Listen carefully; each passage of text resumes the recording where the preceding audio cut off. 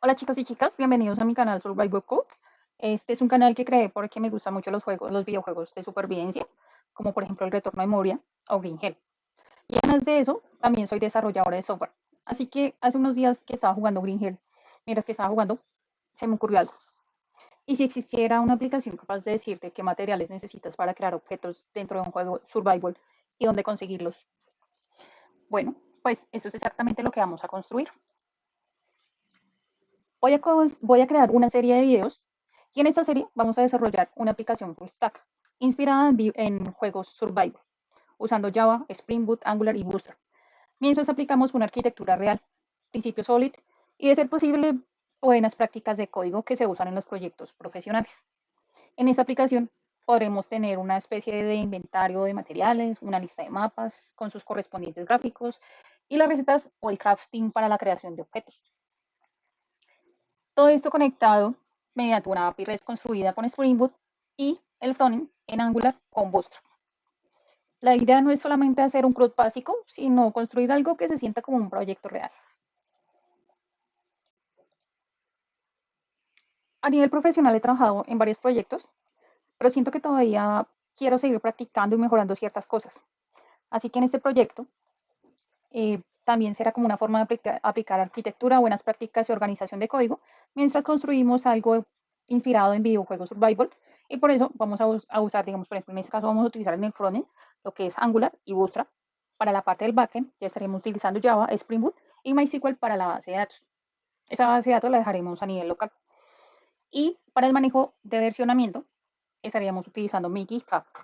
Igual es el link del proyecto, yo lo estaría dejando en la descripción. Ahora bien, en este proyecto manejaremos la siguiente arquitectura. Entonces, estaríamos utilizando lo que es MVC con arquitectura por capas y la arquitectura modular. Entonces, ¿qué es MVC? MVC es modelo vista controlador. Es un patrón de arquitectura que separa una aplicación en tres componentes interconectados, donde el modelo es el que administra los datos, la lógica del negocio o las reglas de la aplicación. La vista es lo que vemos como usuarios en nuestras pantallas, es con lo que interactuamos con la aplicación o con el programa. Y el controlador es el que actúa como intermediario, es decir, recibe las acciones, las entradas del usuario y solicita los datos correspondientes al modelo y determina qué vista se debe renderizar para mostrar el resultado.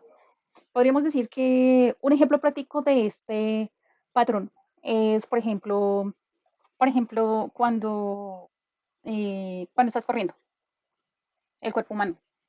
Entonces, cuando estás corriendo, el modelo podríamos decir que son los órganos que contienen los datos y la lógica interna.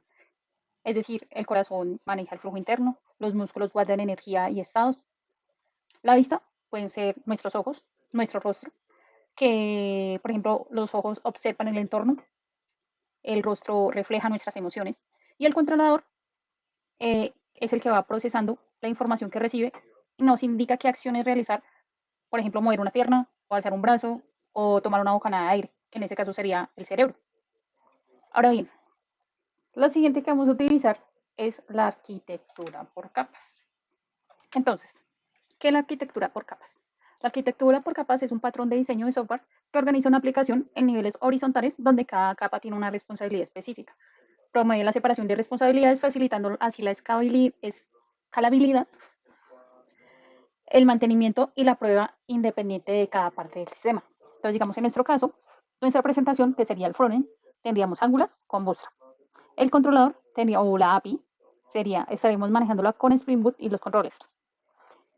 Y el servicio o la lógica de negocio la tendríamos en los servicios o las reglas que vayamos implementando en cada uno de los servicios que vamos a generar. El repositorio, que es el acceso a datos, que sería por medio de Spring Data JPA y los repositorios. Y finalmente la base de datos, que sería con MySQL o Postgres, cualquiera de las dos. Igualmente también en Spring Boot podemos utilizar las bases de datos que son tipo R2, que son ese tipo de base de datos que cuando se detiene el programa se reinicia la base de datos. Lo otro que vamos a manejar es la arquitectura modular. ¿Qué es la arquitectura modular? La arquitectura modular es relativamente parecida a la arquitectura por capas, es dividir la aplicación en partes más pequeñas y autónomas e independientes.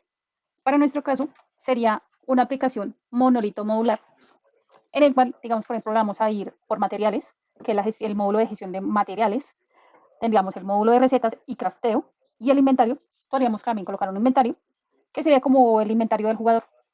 Ahí me faltó, la verdad, la parte de los mapas, que sería acá ladito los mapas y sus características y su correspondiente gráfica. Un módulo de autenticación y autorización, que la verdad eso sí lo estoy pensando, pero podríamos plantearlo. Y el común, que es donde están los componentes, utilidades y configuraciones compartidas. Eh, Ahora, aparte de este tipo de arquitectura, existe lo que es los microservicios. Aunque muchas veces escuchamos hablar de microservicios, para ese proyecto vamos a comenzar con un monolito modular utilizando MVC, es decir, módulo vista controlador, arquitectura por capas y arquitectura modular. Ustedes dirán, ¿por qué no utiliza los microservicios teniendo en cuenta que ese es el de los bomba actuales? No, bueno, porque quiero enfocarme primero en diseñar bien el dominio y la lógica del sistema antes de irlo por múltiples servicios. Eso de pronto lo haríamos más adelante. Además, la idea es construir algo relativamente sencillo al inicio para que si quieren practicar o replicar el proyecto sea mucho más fácil de entender. Igualmente le estaré subiendo a mi Git en caso de que quieran clonar el código. Yo lo estaré dejando en la descripción del video. También vamos a tratar de implementar los principios SOLID. Los principios SOLID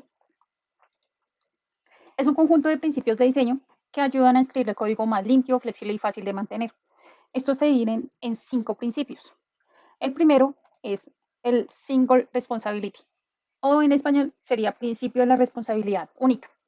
Básicamente, cada uno hace una cosa. Entonces, en nuestro caso, cada servicio se encargaría de una funcionalidad propia. Como por ejemplo, el Material Service se encargaría únicamente de gestionar los materiales. El Crafting Service se encargaría únicamente de crear objetos. El Inventory Service se encargaría únicamente de gestionar el inventario. O el Map Service se encargaría solamente de gestionar lo que son los mapas. El otro principio es la O, que es Open Close, que es principio de apertura y cierre. En este se pueden agregar nuevos tipos de crafting sin romper el código. En sí, la definición es que las clases deben estar abiertas a extensión y cerradas a modificación. Entonces, digamos, por ejemplo, en este caso, eh, cada tipo de crafting requiere modificar el código para que exista. Entonces, digamos, por ejemplo, acá tenemos madera y tenemos piedra. Y digamos, vamos a crear metal. Entonces, si agrego, en este caso, en este ejemplo, si agrego el metal, tendría que modificar la función para poder crear este nuevo material. Entonces, lo ideal, si el código está abierto para extensión, podríamos crear nuevos tipos, pero está cerrado para modificación del código existente. Entonces, en este caso, pues ya podríamos crear, para ese ejemplo, podríamos crear ya otro tipo de material.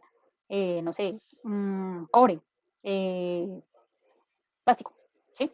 Pero entonces ya no tendríamos que agregar, no tendríamos por qué modificar el código y ya podríamos crear nuevos tipos. Digamos que en ese caso, para este principio, la idea clave es extender el sistema agregando nuevas clases sin llegar a tocar el código que ya está funcionando. Como dice por ahí, si funciona, no lo toques. La siguiente es la L, que es Scope Substitution Principle. Principle.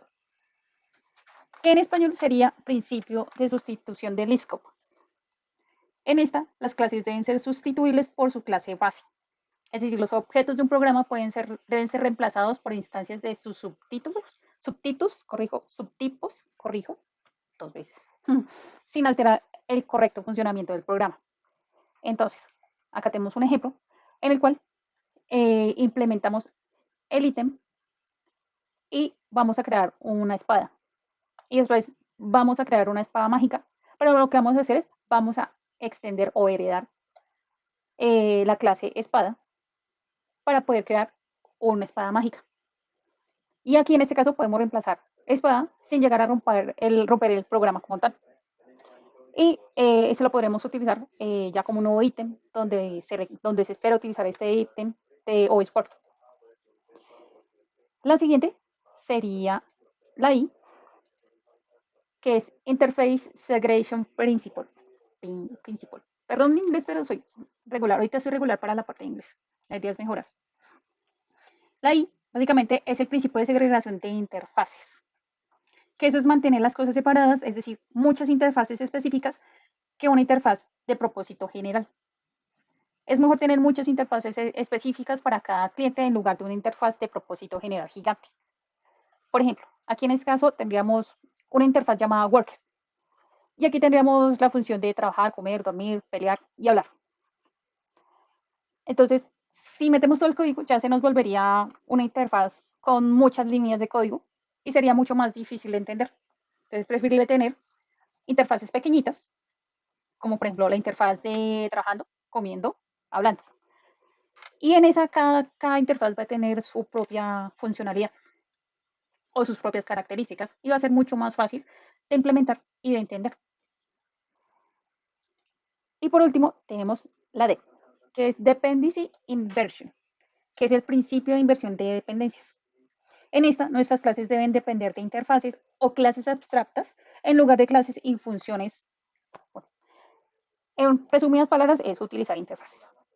Por ejemplo, aquí tenemos la interfaz Crafting Service y acá utilizamos la interfaz de Game Manager con el Crafting Service. Y acá hacemos la implementación de estas interfaces. Bueno, y eso sería todo por este primer video.